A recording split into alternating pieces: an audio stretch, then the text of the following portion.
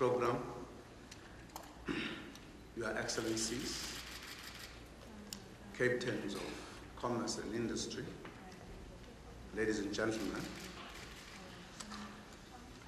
the interaction between government and the business sector is an important feature of the G20 Forum. I'm pleased to join you to this summit in Seoul.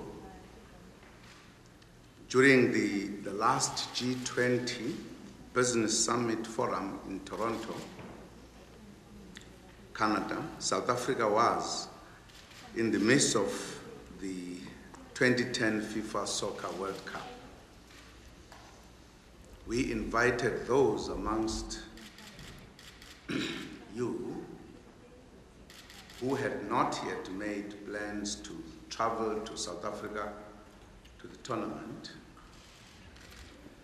I hope that some of you did go to South Africa and experience the vibrancy and excitement of the first ever Soccer World Cup in the continent of Africa. We're able to prove that Africa can host a competition of that magnitude. We thank all nations of the world who provided support as they contributed to a great deal to the marketing and positioning of the African continent. We were also thrilled to be visited by the CEOs of major companies and dozens of heads of state, as well as so many hundreds of citizens of the world. They were able to experience the warmth and hospitality of the South African people. A survey found that one of the lasting impressions of visitors was the warm hospitality of South Africans. You'll recall that during the Toronto G20,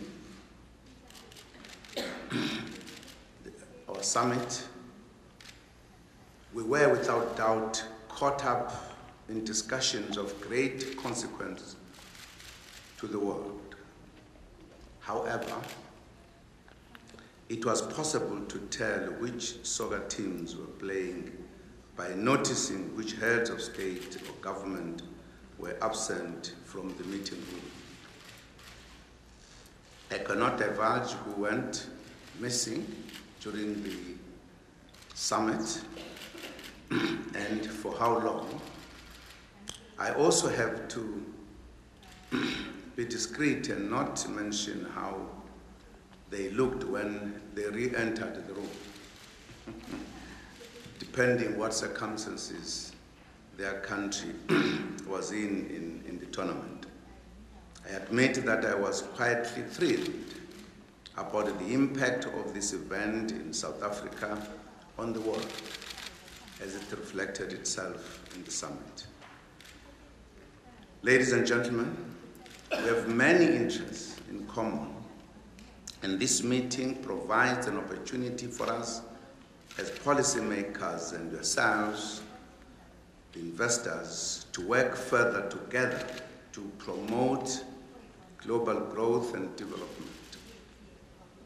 I've taken note of the issues that your report highlights. Amongst them, you want a clear and unforeseeable and enforceable regulatory environment. You want to avoid unnecessary impediments to provide investment. You want to avoid regulatory systems that are too detailed and complex. You want a better understanding of the positive impact of foreign direct investment, and you would like an international agreement on a framework for investment.